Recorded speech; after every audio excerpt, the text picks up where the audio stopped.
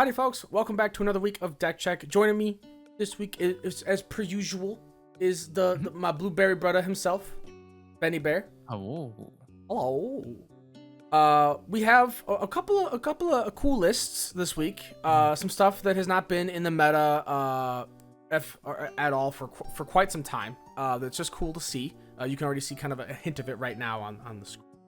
But before we jump into that, just want to say thank you to all our members for supporting us. We appreciate you so much.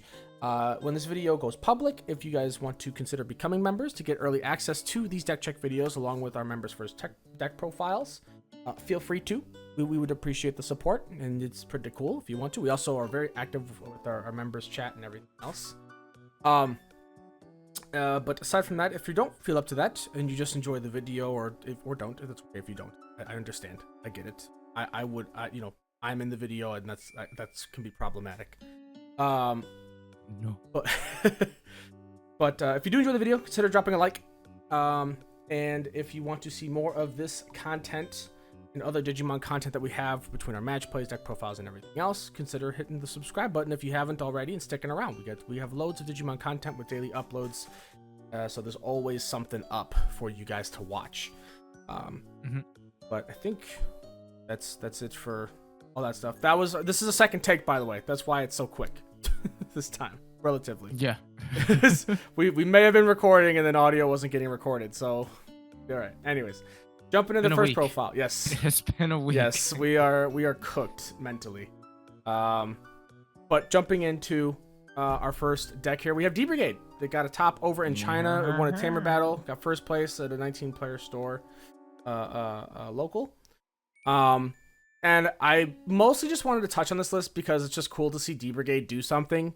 I love D-Brigade very, very much. It is one of my favorite archetypes / decks of all time. I played it a lot during BT14 and a little bit of 15 after we got the Yulin support and everything for it. And speaking of D-Brigade stuff, our fellow content creator and friend DigiPanda has some really cool D-Brigade sleeves along with some Fenrir Lugomon sleeves that you guys should definitely check out if you haven't already. I believe you can find the links to his shop on any of his videos or recent videos at least. Probably somewhere on his channel as well. There's a link.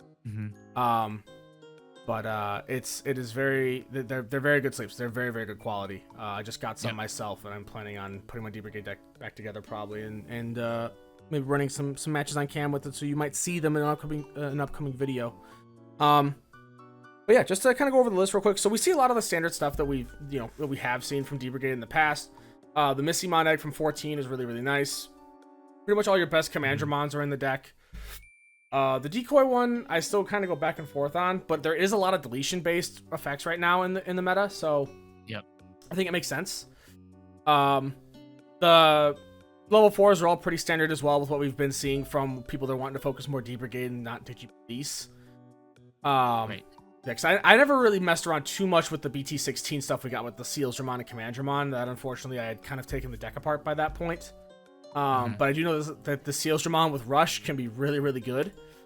And there's a couple other like cool techs in here, right? So we have like the Cyber Dramon Ace for helping us get some free Tamers out there, and giving us level 5 Ace to sit on potentially can be really good too, because you do wideboard out a lot of like level 3s and level 4s.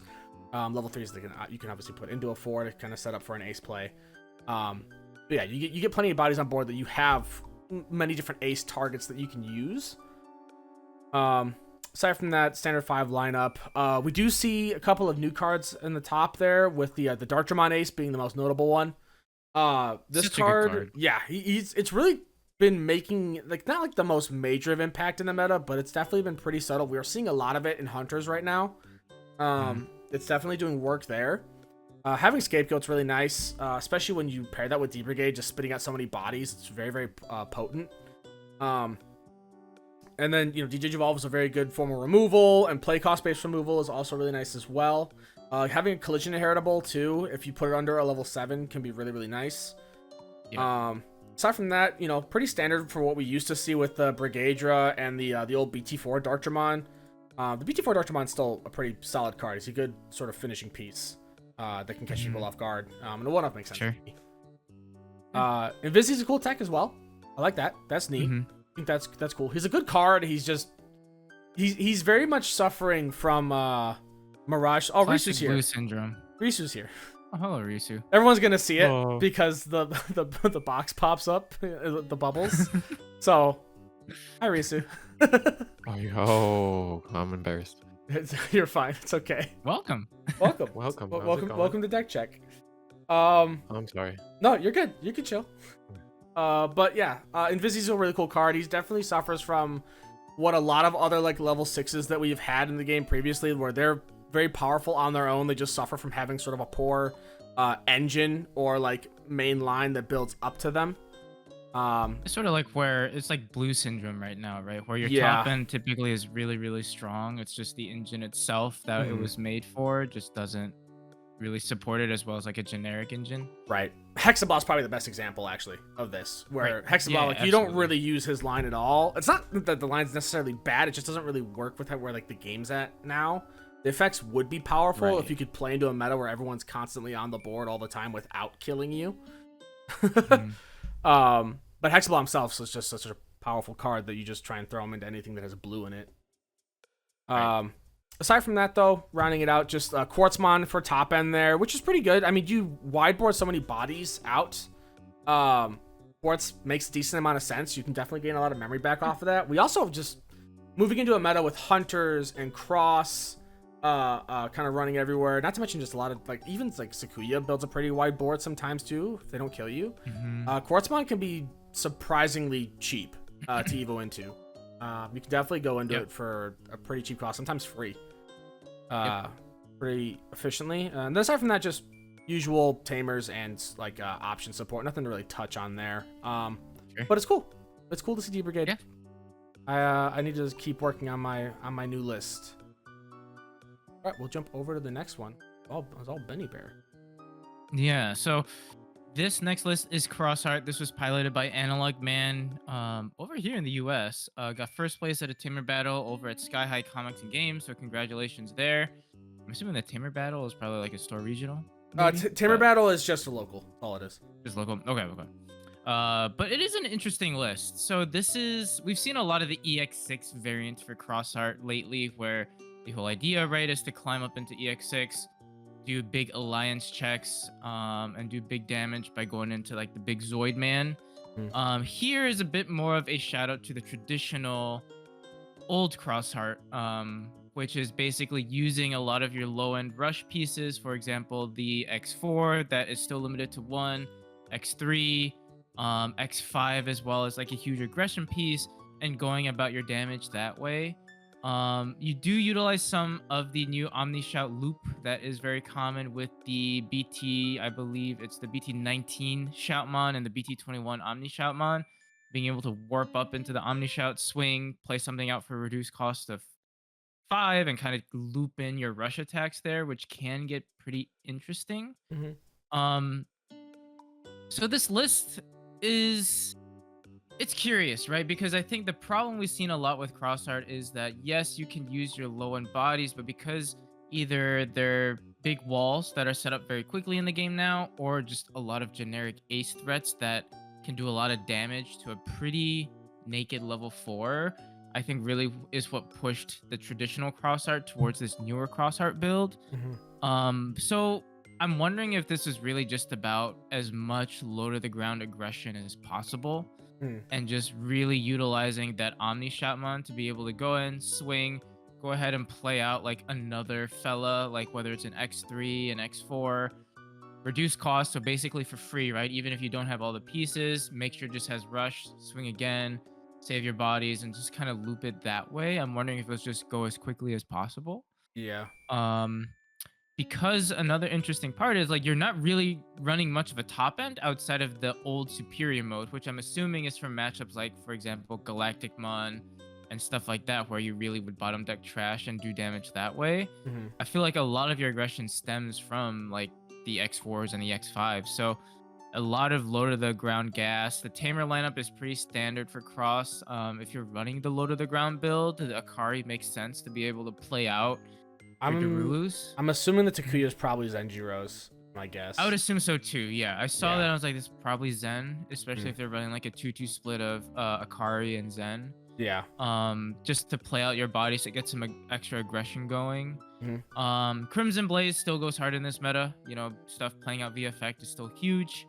The can't turn my back option, once again, just allows you to play stuff at a cheaper cost. So again, you can go ahead, swing your bodies. If it lives, you can go turn your back, save your sources, play it out for an extra reduced cost. So allows you to just play stuff out for cheaper, hopefully get some more aggression in and call it a day. So it's an interesting list. I wonder how it would fare up to like in a longer tournament, just because I do feel like it will struggle against a lot of decks that have that ace threat, but overall pretty interesting. Yeah, it's nice to see like old Xros Heart back in play. Yeah, I think the biggest thing that honestly would hurt old Xros Heart right now more than anything else would probably be Ruin Mode. Ruin Mode is he's a rough guy. He's a rough guy. Ruining everything. All right, let's go ahead and jump into the next list. Yep. All right, and next up we have Three Musketeers. This was piloted by Perry Nelson. Got first place at a Tamer battle over in Australia, so congrats to you. And Three Musketeers is a cool deck, right? It actually recently got some support with some of the new Appmon cards that we got, specifically in the Shopmon, Scopemon, and Saddlemon. Don't worry, Panda, I'm saying it right, so you don't yell at me. I called it Satella, and he actively said, "How do you pronounce satellite?" And that made me feel really dumb. But Three Musketeers is cool. Interestingly enough, they're not running any of the BT6 Deputy Mon, which has become kind of a good card. Like RB was messing around with it, I know, in his build. I think it's probably still better than this EX7 Deputy Mon. But it unfortunately only goes over black, so you can't put it over Sparrow and Toyagu. Sure. But I have to wonder if there's maybe something there with just running like the EX7 Toyagu and then the Shopmon, and then you like, I don't know, toss Ukos in there maybe. Sure. Anyways, but yeah, this was the list. Shopmon's a really cool card on play. You can trash a card with Appmon or Three Musketeer and trait from any of your Digimon's Resolution cards to D-Digi 1. One of your opponent's Digimon. Scopemon can place a card with Three Musketeers trait from your hand or trash on player on Evo to gain a memory, which is pretty good. And you can place it anywhere too, which is pretty nice. And then the Saddlemon, who on player on Evo can place one app or Three Musketeers trait card from hand or trash as any of your Digimon's bottom Digivolution cards. And then until your opponent's turn ends, their effects can't return that Digimon to hands or decks or affect it with D-Digivolve effects. So you can kind of use Saddlemon as a means of just like giving protection to a stack from bounce and D-Digi, which is huge. That's some good coverage there for protection. And then it also has on Evo when attacking by trashing one card with the Appmon or Three Musketeers trait from your Digimon's Digivolution cards. You can D-Digi 1 something, which is good. It's really, really good. Honestly, they're all solid support cards for Three Musketeers. I think Three Musketeers is still just kind of suffering from some of its other problems that it has. Sure. But the deck I really want to see on the map more. It just definitely just needs a little bit of help. I don't know exactly what it needs. Maybe a little bit more aggression, but I think the cards are pretty okay. But yeah. No, you're right. I mean, you're not wrong. They need more memory efficiency, I think, is probably the biggest thing. Yeah, I agree there. Memory efficiency or some means of like warping a bit more. Like something to kind of chain your Evos. It's just a deck that always felt like you paid a lot to do a play and you're just like, cool. Yeah. Now what? Because like if you get to your top end, like if you get to Gundramon, it can be really hard to get past him. He can be a very annoying card to deal with.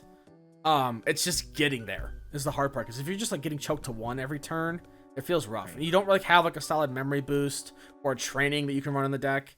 Like yes, we have the Violet Tamer from BT18 that technically works with Three Musketeers stuff, but that's it. And a memory setter of 3 is not enough for you to go up your line efficiently and like quickly enough to get things done. So it just feels kind of rough. But aside from that, we also have the new Avenge Kid promo here, who's also he's a really cool card. He has Raid, Blocker, and Retail. And then on deletion, you can play one Three Musketeers trait card from your trash with a play cost of 12 or less. With Three Musketeers trait, play cost of 12 or less from your hand or trash without paying the cost.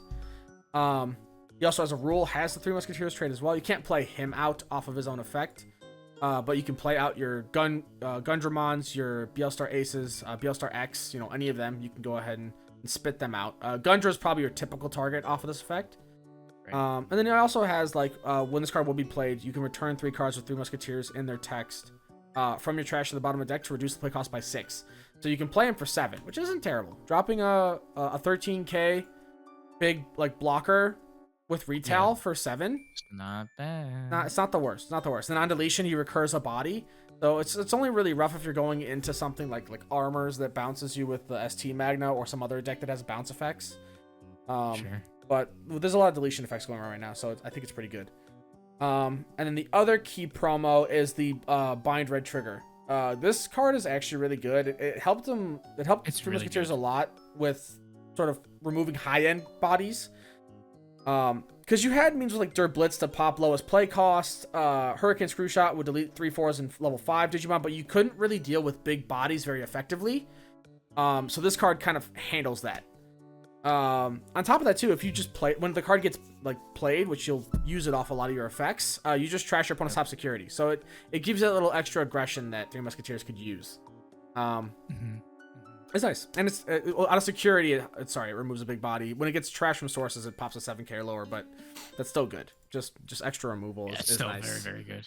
But yeah, that's about it. Just another deck to think about. Something that I think can be a lot of fun when it works. It's just a matter of getting it working.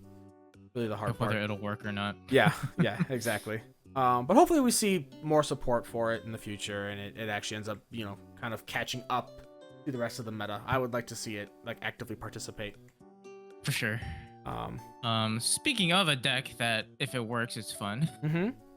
We've got our next deck here, which is Mastemon. This was piloted by a tamer over in China. Got first place at a tamer battle of 22, so congratulations. Shout out to fellow YouTuber Curiosity. She has been on the Mastemon grind too, and this list I think is very similar to hers. So we'll kind of go over it in brief here. The Tokamon egg I think is just helping with the Mastemon issue of consistency, right? If you're cycling security a lot, you just draw an extra card, which will just help unbrick yourself at times. You're running the yellow engine here with the Patamon. Being able to warp up into your level 4s is always really, really good value. The EX6 Salamon, again, I think just makes sense. You neg something -2k when attacking as an inheritable. You gain a memory starter turn just to help yourself with a little bit of that efficiency, which again, Masty tends to lack at times. Yeah. The one of Bushi Agu is really spicy. I like Bushi Agu as a card a lot. I loved Bushi Aguing for game back in the day, and I've missed being able to use him. So any deck that can fit him in there, I'm all for it. You run your standard Gato package, with the starter deck Gato being your best searcher for the deck, and also just a really good card to just slam down, get pieces, and go ahead and start ping-ponging your plays. The Geo Gray obviously makes sense for a yellow-based build just to play out a free Mirai, because she tends to be a little bit expensive to slam down. The BT16 Gato is interesting to me, but it also makes sense. 16. Sorry. I didn't even 16, see it. yeah. The BT15 one, yeah. I think a lot of yellow decks are just using that in general now because barrier is such a good mechanic for yellow, being able to swing and just keep your bodies on the board. But the BT16 one, which also has barrier, but mainly being able to just cycle through and pick up stuff from trash, I think is actually really, really nice for the deck, and being able to find your aces and your promo masties and whatnot. You run your standard Angelmon Lady Diva package. I don't have much to say about that just because that's pretty standard for Masty. And I think the new key addition here is the Masty promo, which is such a good card. I just wish that other support for it was just as good. Being able to basically recover one, and then if you're DNA evoing, you can place a Digimon or Tamer as the top security card, and then choose to trash top. So very good way to like sneakily interact with your Tamers, your opponent's Digimon. And then when Digivolving, when attacking, being able to trash your top security to play out Digimon also is pretty darn good. And it's also flexible in the sense that you're not restricted to playing strictly from trash or playing strictly from hand. You can choose either or, which I think is very helpful for Masty. What's interesting to me though is that you're not running more Masty Aces, you're just running the one Masty Ace and you're just relying on the promo. I'm wondering if that's really just to bulk up your consistency, just to make sure that you actually have a line and pieces to go up into. Yeah. And then of course the one of Ordean is just good for end of game shenanigans, board wipe, recovery, etc. And the rest of the list I think is pretty standard, so I won't go over it in too much detail. I think the big like talking point for me though would definitely be like the lack of Masty Aces. Yeah. But I see it. I see why, because you're running a lot more level 4s and such too to buff up that consistency piece. I mean, I think she works as that sort of one-off threat, right? Because like Masty Ace is also kind of an awkward card to sit on after you Evo into her. She doesn't really do anything after you Evo into her, right? Right. She's just that sort of one-off, like catch your opponent off guard and tuck something into security, right? The one thing I didn't realize about the promo, I've read it a million times, but it never actually clicked. The fact that you can place anything, like on your board or your opponent's board at the top or bottom of security, and then trash. You do your recovery, then you can place anything. You can place your Digimon or Tamer or one of your opponent's Digimon or Tamers as top or bottom security card, and then you trash your opponent's top security card. Yeah, that's interesting. So you can use it to get rid of your opponent's Tamers by putting the Tamer on top of security and trashing it. You could use it to recover one extra if you're running low on security, and then still trash your opponent's top security without giving them any actual recovery. That's cool. It's neat. The more you know, the more you read, the more you know. Yeah. I think another notable thing too is that no Domini. I know a lot of lists tend to run like one or two of Domini, I think. Try and get that protection, but we're just like full in on the Masty package, which I appreciate. I think it's cool. I'm tired of seeing Domini ever a yellow angel vault. Yeah. Absolutely. Yeah. I think that's all I really have to say about it. Okay. Cool. So that's going to do it for us. Those are all the lists we got for you folks this week. Again, let us know in the comments down below if you have any lists you'd like us to try and find or check out in particular. If there's anything you're wanting to see or anything you want us to keep an eye out for, we will do our best to look for that. But otherwise, thank you guys for watching. Thank you all for hanging out. Hope you had a good time. If you haven't hit the like button on this video and you did enjoy it, you made it this far, you should hit the like button now. And if you aren't subscribed, if you're new around here, you should subscribe to us. And because Risu's in here, because his logo's gonna be chilling here like most of the majority of the video, go sub to Risu too. He's a beautiful person. We love him. We do. I love me too. The brief echo effect leading into that was great. Yeah. So we're gonna head out, and I'll let Ben close it out. And hopefully we catch y'all on that flippy flip. Bye bye.